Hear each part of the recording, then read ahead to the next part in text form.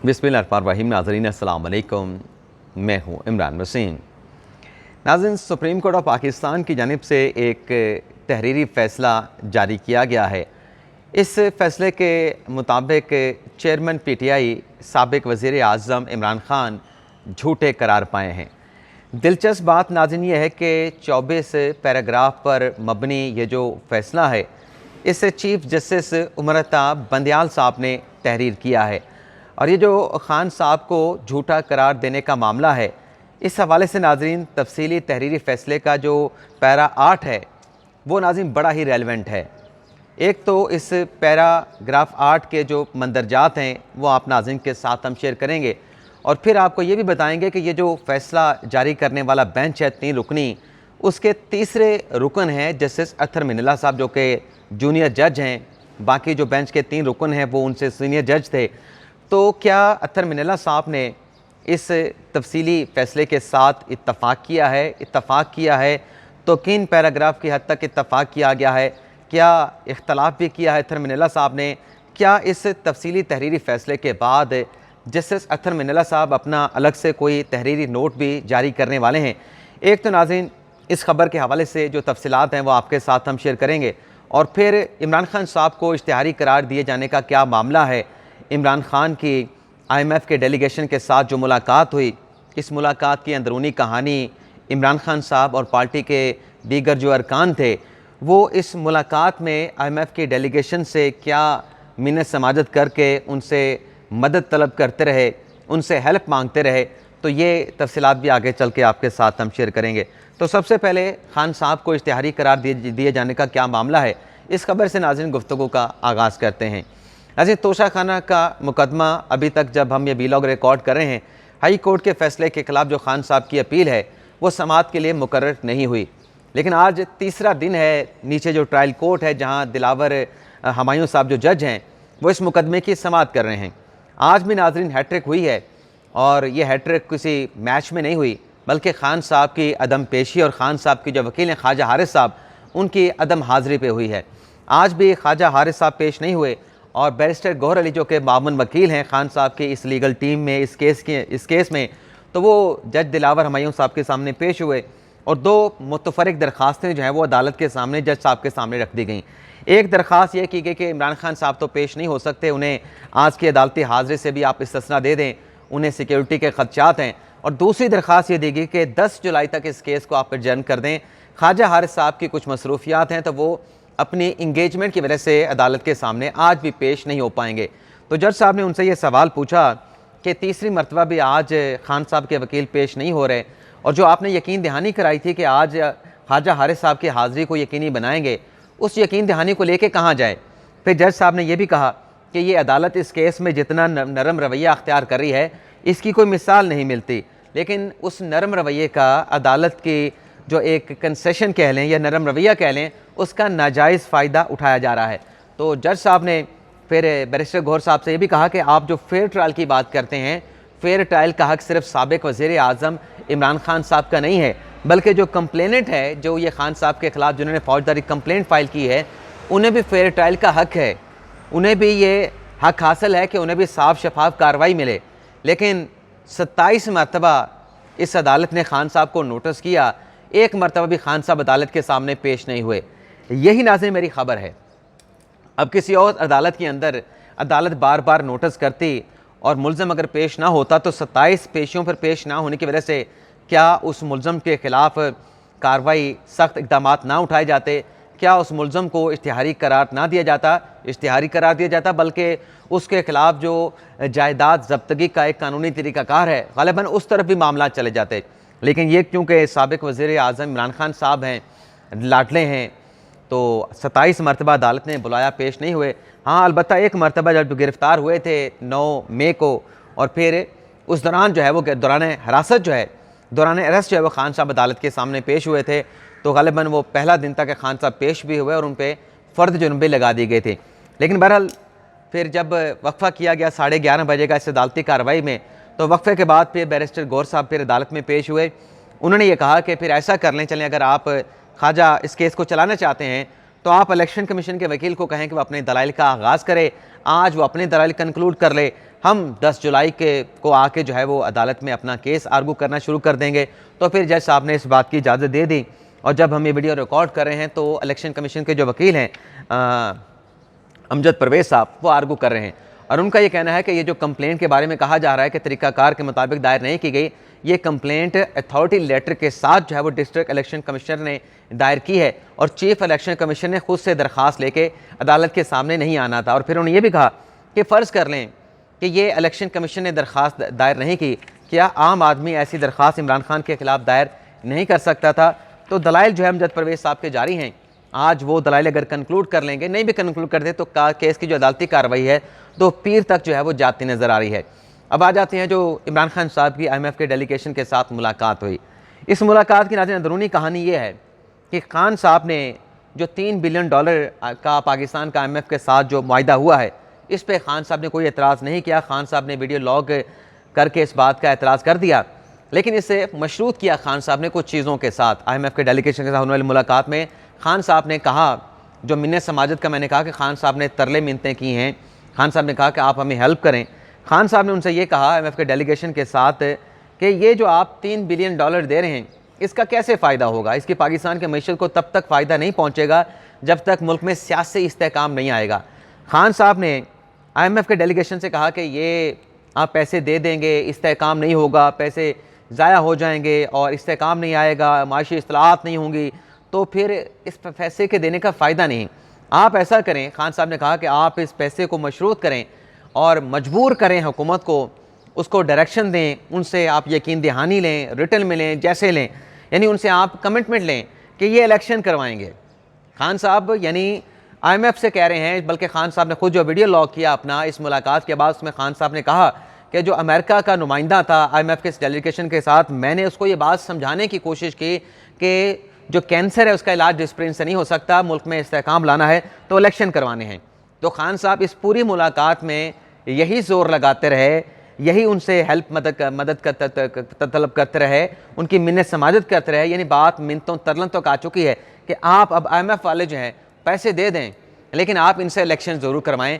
Election करवाएंगे तो फिर मुल्क में इस्तेहकाम आएगा। यानी उनके जहनों में एक पलूट करने की कोशिश की गई।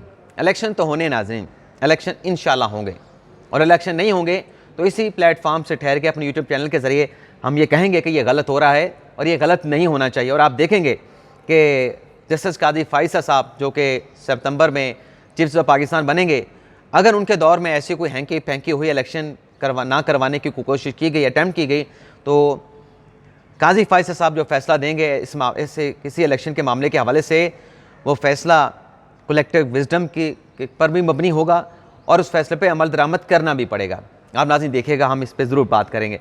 दो बातें खान साहब ने नाज़रीन और की अपने वीडियो लॉग के अंदर IMF के साथ डेलीगेशन के साथ मुलाकात के बाद। एक खान साहब ने कहा कि मैं तो 1 साल से कह रहा था कि पाकिस्तान को डिफ़ॉल्ट का ख़तरा लाहक है।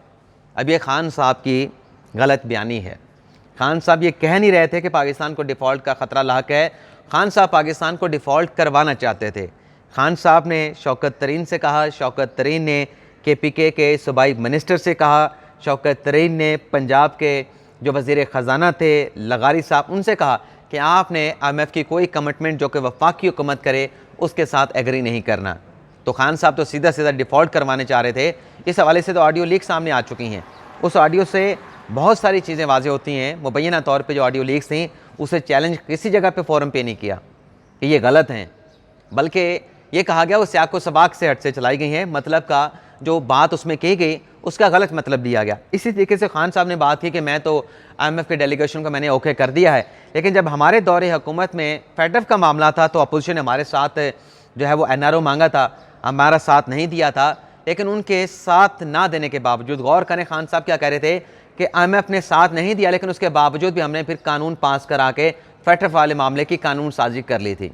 ये भी नाज़रीन झूठ है खान साहब का, सरासर खान साहब झूठ बोल रहे हैं, चिट्टा झूठ बोल रहे हैं। ये नाज़रीन अगस्त 2020 की बात है और मुझे अच्छी तरीके से याद है कि रात को जो इजलास हुआ था जिसे मुख्तलिफ यूट्यूब चैनल्स ने, मुख्तलिफ यूट्यूबर्स ने रिपोर्ट किया था कि अपोजिशन ने NRO मांग लिया है कि आप नैब की हमारी तरमीम माने 34 तो फिर हम फेडरफ की कानून साजी हुई हम साथ देंगे। तो सारी रात ये प्रोपोगंडा हुआ, कंपेन की गई। सुबह नाज़रीन खैमा कमेटी का इजलास था उसी फैटफ के मामलात के हवाले से, और फ़रोग नसीम साहब उसको हेड कर रहे थे। उसमें नाज़रीन फिर ये हुआ कि मैंने अपने खुद उस इजलास को जाके कवर किया, उसको विटनेस किया। ये गुनाहगार कान और आंखें गवाह हैं कि अपोजिशन के लोगों ने उस खैमा कमेटी के इजलास में आके कहा, जो फैटफ के मामलात के हवाले से था, फ़रोग नसीम साहब हेड कर रहे थे कि हम आपके साथ ताबन करेंगे, ये कानून पास कराएंगे। फैटफ का मामला पाकिस्तान का मामला है, पाकिस्तान की बका का मामला है, रियासत की मईशत का मामला है, हम इस पर सपोर्ट करेंगे। लेकिन आपने खुद हमें कहा था कि नैब तरमीम पे भी बात करें। अब हम आपके साथ नैब तरमीम पे बात नहीं करेंगे, लेकिन फैटफ की कानून साजी पर आपको सपोर्ट करेंगे। तो ये रिकॉर्ड के ऊपर चीज़ है। मैंने खुद जिसको विटनेस किया कि अपोजिशन ने बाइकआउट नहीं किया था, लेकिन खान साहब रात ये कह रहे थे कि अपोजिशन ने साथ नहीं दिया था, अपोजिशन ने भरपूर साथ दिया था फैटफ की कानून साजी के हवाले से। अब आ जाते हैं जो सुप्रीम कोर्ट का तहरीरी फैसला, जिसमें इमरान खान साहब को जो है वो झूठा करार दिया गया है। अब उस फैसले की नाज़रीन डिटेल पे आ जाते हैं। ये नाज़रीन वही फ़ैसला है जब खान साहब को 9 मई को गिरफ़्तार किया गया और फिर 11 मई को उनकी एक दरख्वास्त के ऊपर 3 रुकनी बेंच बना सुप्रीम कोर्ट में। उसमें बंदयाल साहब थे, जस्टिस मोहम्मद अली मज़हर साहब थे और जस्टिस अत्तर मिनल्ला साहब थे। तो खान साहब की दरख्वास्त के ऊपर समाअत हुई। समाअत करने के बाद उस पर मुख्तसर फ़ैसला अदालत ने जारी किया। खान साहब को रिहा करने का फ़ैसला सादिर फरमा दिया गया और पुलिस से कहा गया कि कल आप इमरान खान साहब को अपनी कस्टडी में रखेंगे, मेहमान बना कर रखेंगे, और कल खान साहब को आप भरपूर सिक्योरिटी और प्रोटोकॉल के साथ जो है वो इस्लामाबाद हाई कोर्ट में पेश करेंगे। तो इस तहरीरी फ़ैसले का जो एक खुलासा है कि हमने वो फ़ैसला क्यों सादिर फरमाया, पहले तो वो आपको बता दें। इस फैसले में नाज़रीन 3 रुकनी बेंच ने मुतफ़िक़ा तौर पर यह फ़ैसला दिया है कि अगर ये जो गैर कानूनी गिरफ़्तारी हुई है, इस हवाले से इस्लामाबाद हाई कोर्ट का फ़ैसला भी है। इस्लामाबाद हाई कोर्ट ने भी इस गिरफ़्तारी को अदालती प्रेमिसेस से गलत करार दिया था, लेकिन गिरफ़्तारी को कानूनी करार दिया था।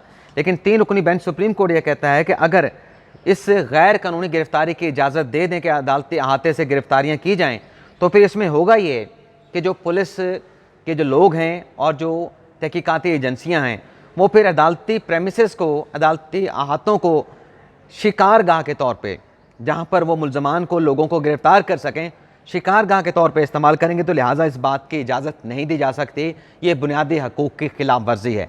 और इसमें यह कहा गया है कि जब दरख्वास्त गुजार आके अदालत में सरेंडर कर दे, उसकी दरख्वास्त दायर हो चुकी हो और उस पर नंबर भी लग चुका था जो चेयरमैन PTI ने दायर की, तो ये उसके जो एक्सेस टू जो जस्टिस का उसका राइट था, उसकी खिलाफ वर्जी की गई, उसमें रुकावट पैदा करने की कोशिश की गई। अब आ जाते हैं नाज़रीन कि पैरा 8 क्या कहता है। पैरा 8 पे नाज़रीन आने से पहले ये आपको बता दें कि जब खान साहब को 11 मई को अदालत में पेश किया गया था, तो अदालत ने खान साहब से कहा था कि ये जो 9 और 10 मई के बाद जितने भी वाक़यात हुए हैं, आप इनकी मज़म्मत करें। यहाँ पे मीडिया भी ठहरा है, आप स्टेटमेंट दें, मज़म्मत करें। मुल्क के अफेयर्स नहीं चल रहे, मामलात ख़राब हो रहे हैं।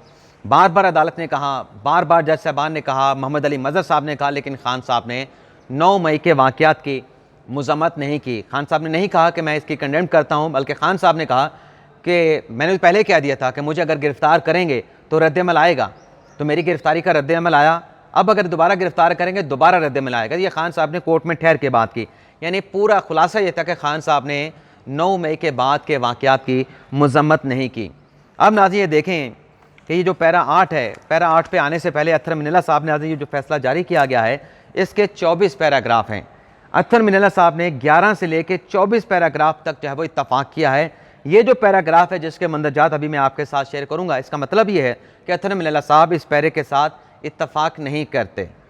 लेकिन ये नाज़रीन आपको बता दें कि जब खान साहब ने मज़म्मत नहीं की थी अदालत में ठहर के जज साहबान के बार बार कहने के ऊपर, तो बाद में जब अदालत से गए, रिहा हो गए, हाई कोर्ट से ज़मानतें मिल गई, तो खान साहब ने एक वीलॉग करते हुए ये कह दिया कि मैंने तो मज़म्मत कर दी थी, मैंने तो जज साहबान के सामने जैसे मुझे बताया गया, मैंने 9 मई के वाक़यात की मज़म्मत की कि मैं तो इसको कंडेम करता हूँ, लेकिन खान साहब ने मज़म्मत नहीं की थी। अब यह अदालती फ़ैसला बता रहा है कि खान साहब ने 9 मई के बाद के वाक़यात की, उनकी गिरफ़्तारी के बाद जो वाक़यात हुए, जो तोड़ फोड़ की गई, मिलिट्री इमलाक को नुकसान पहुँचाया गया, उनकी मज़म्मत का एक लफ्ज़ भी नहीं लिखा गया।